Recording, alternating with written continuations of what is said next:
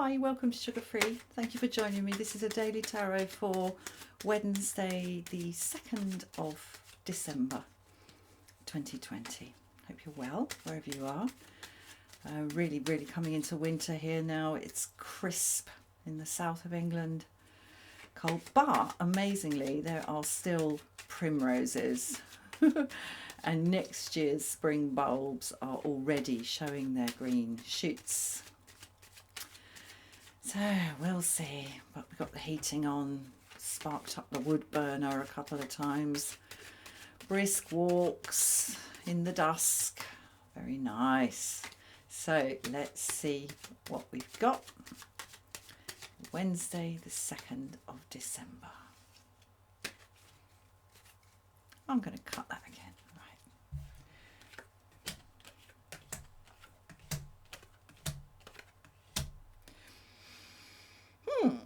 Okay, now I have done a palindrome reading of 5 cards. So I've got one central card, that is the central message, if you will, of the reading. Then 2 on the far outside, and then 2 next to either side of the central card. So the central card today is strength in the upright. The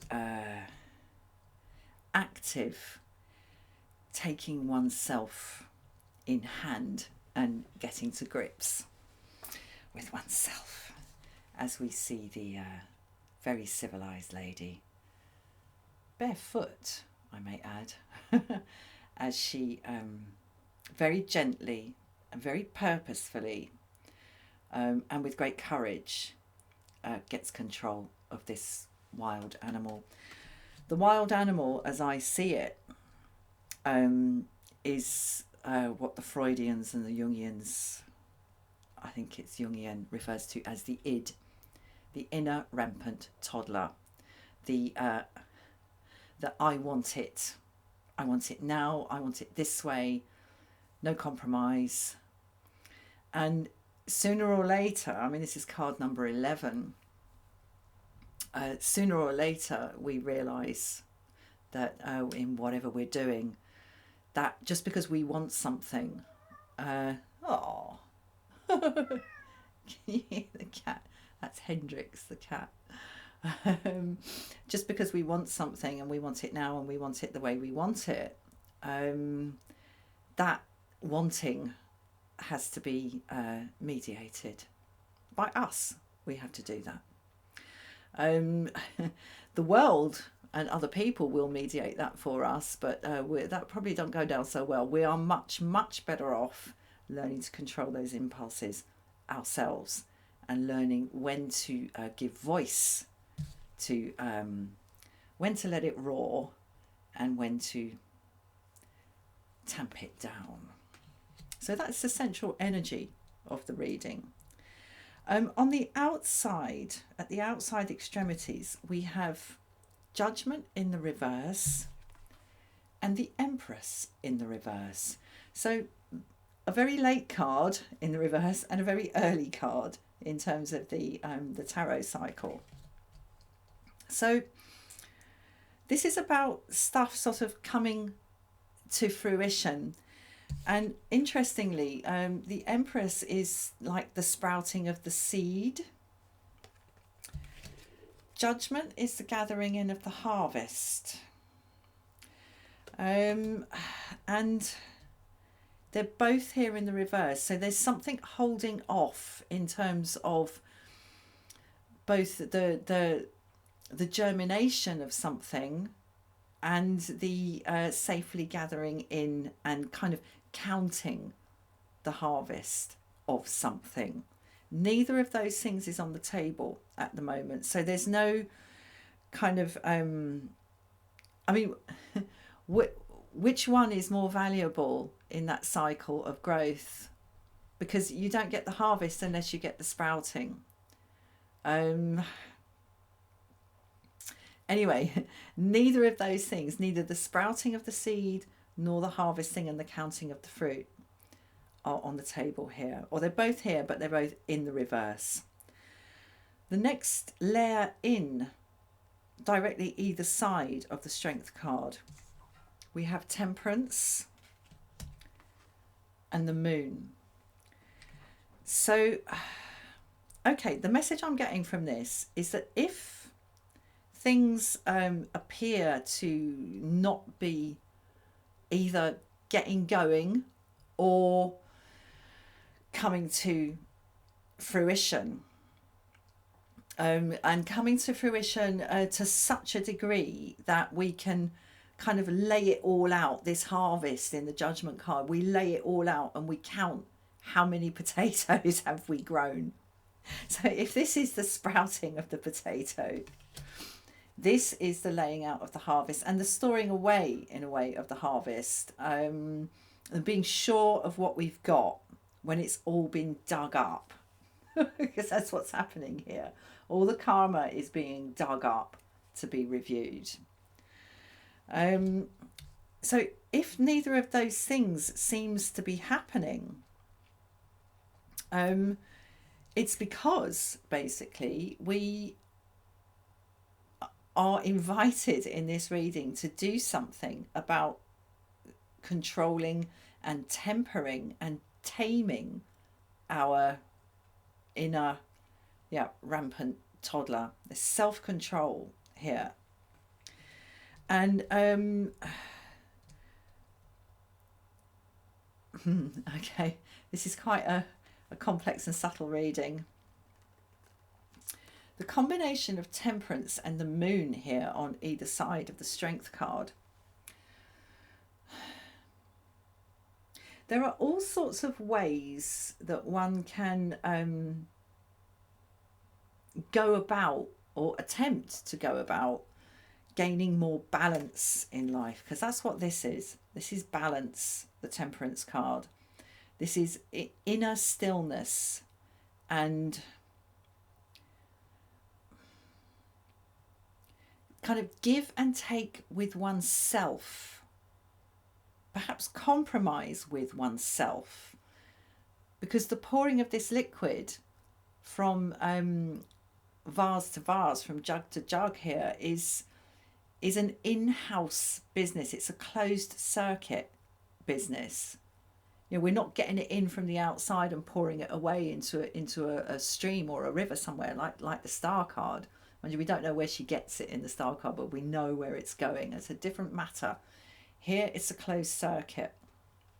There are all sorts of ways that we can attempt to gain that balance. And what I'm getting from the Moon card in the context of this is that, okay, I'm going to come straight out and say it. Choose one way of mediating yourself, of gaining that inner balance in order to get self-control, because that is where it's at. That really, really is where it's at, so certainly in this reading.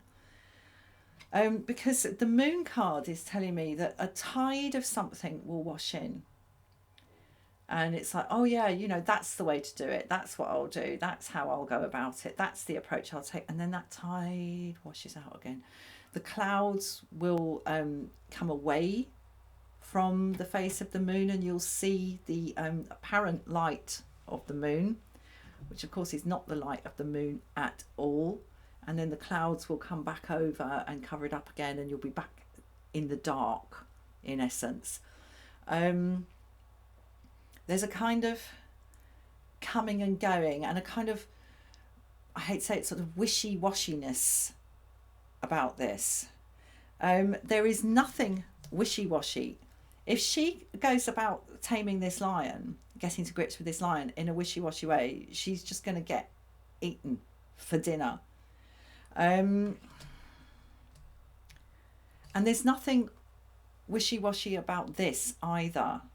But I am drawn, in using the phrase wishy-washy, to the wishy-washy nature, the kind of this jug wishy, that jug washy, this jug wishy, that jug washy. So, okay, but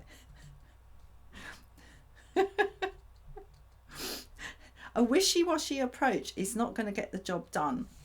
And clearly, with the Empress in the reverse and Judgment in the reverse, there's a job to do. And we know what it is. Self-mastery. So I'm going to get another one here because I want to clarify, if I can, the relationship between Temperance and the Moon and how they pertain there to the Strength card. I mean, Judgment in the reverse and the Empress in the reverse are clear to me. There's a kind of sterility to this spread and a sense of things not moving forward and perhaps being on hold, or having run their course but you can't see what the upshot is yet, and that would be Judgment in the reverse. I'm going to get more basically on this Temperance card.